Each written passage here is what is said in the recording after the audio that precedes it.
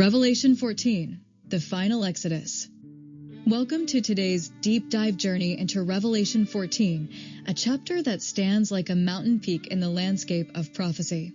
Here, the Bible gathers the thunder of Sinai, the blood of Calvary, the cries of the Exodus, and the final warning messages to a world on the edge of eternity. Today, we explore Revelation 14 through a powerful motif, the three angels' messages as the final echo of God's 10 messages to Pharaoh, illuminated by Jesus' 7 sayings on the cross, culminating in the complete exodus of God's people, Jews and Gentiles, symbolized in the 144,000. This is the story of 2 harvests, 2 destinies, and 1 lamb who walked into the winepress himself so that his blood could cover the whole earth. 1. The Lamb on Mount Zion, the New Sinai. Revelation 14 opens not with beasts, not with plagues, but with the Lamb standing on Mount Zion. This is the antitype of Sinai. At Sinai, God formed a covenant people. On Zion, God seals his final covenant people. At Sinai, the law was written on stone. On Zion, the law is written on hearts. At Sinai, thunder and fire shook the mountain. On Zion, the redeemed sing a new song no one else can learn. The 144,000 represent the complete Exodus community, the whole number of those who follow the Lamb wherever he goes. Not a literal ethnic group, but the antiepical Israel, composed of faithful Jews and faithful Gentiles, united in Christ. Ellen White describes them as those who reflect the image of Jesus fully, a people who have passed through the final crisis with their faith anchored in the Lamb. 2. The 3 angels' messages, God's final 10 messages to Pharaoh. The 3 angels' messages are not random warnings. They are the final echo of the 10 messages God sent to Pharaoh. In Exodus, God sent 10 escalating messages, each one a call to release his people. Pharaoh hardened his heart. Egypt fell. Israel walked free. In Revelation, God sends 3 escalating messages, the last global call to release his people from spiritual Egypt, spiritual Babylon, and the tyranny of false worship. Message 1, fear God, worship him who made heaven and earth.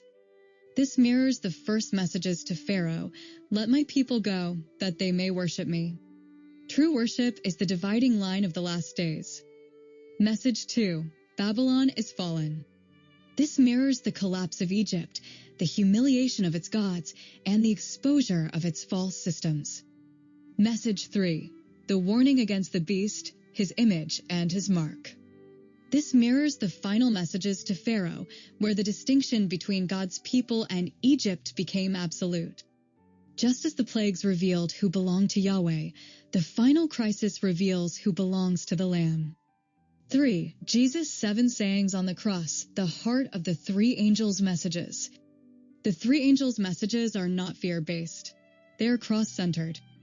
Each angel's message aligns with the 7 sayings of Jesus on the cross, revealing the heart of God in the final warning. Angel 1, Father, forgive them. The everlasting gospel is forgiveness offered to the world. Angel 2, it is finished. Babylon falls because Christ has already won the victory. Angel 3, my God, why have you forsaken me? The warning against receiving the mark is rooted in Christ's own experience of separation. He drank the cup so we wouldn't have to.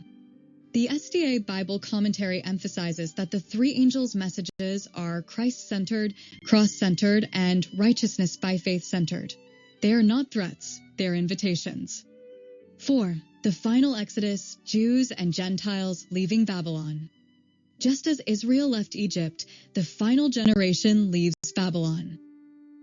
Egypt was political oppression. Babylon is spiritual deception.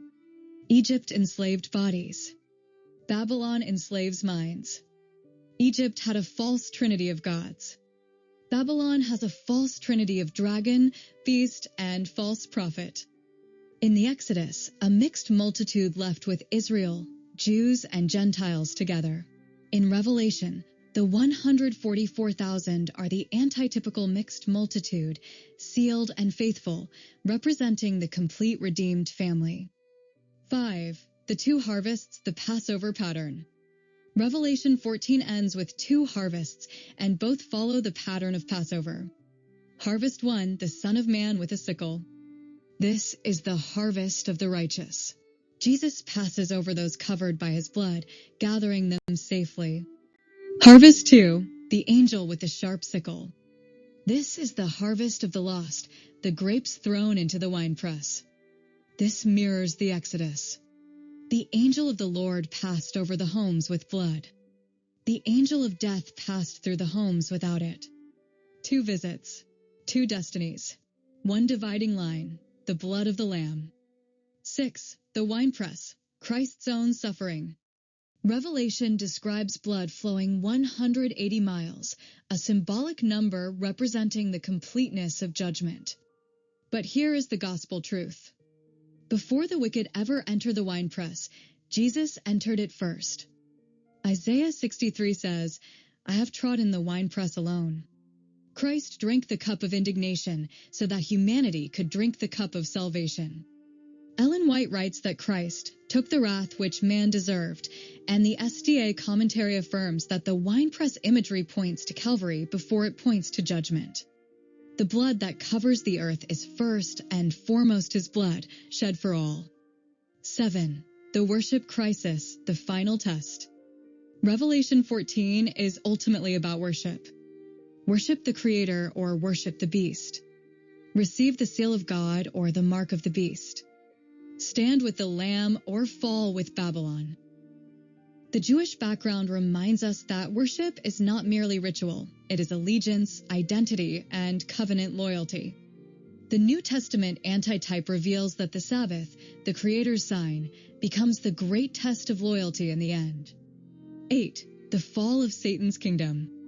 Revelation 14 announces the collapse of the entire satanic order. Babylon falls. The beast is exposed. The false prophet is unmasked. The dragon loses his worshippers. The Lamb stands victorious. This is the final Exodus, not from a geographical Egypt, but from a spiritual empire ruled by deception. 9. The Song of the 144,000, the anthem of the redeemed. The 144,000 sing a song no one else can learn because they have passed through an experience no other generation has faced. They have stood through the final crisis, rejected the mark, embraced the seal, followed the Lamb, reflected his character, trusted his righteousness, endured the winepress of trial, and emerged victorious. Their song is the anthem of the final Exodus. Closing appeal. Revelation 14 is not a chapter of fear. It is a chapter of freedom. It is God's last call to the world. Come out of Babylon. Come to the Lamb. Come into the final Exodus. The 3 angels' messages are the final love letters of God to a dying world. And the Lamb who once walked into the winepress alone now stands on Mount Zion, calling his people home.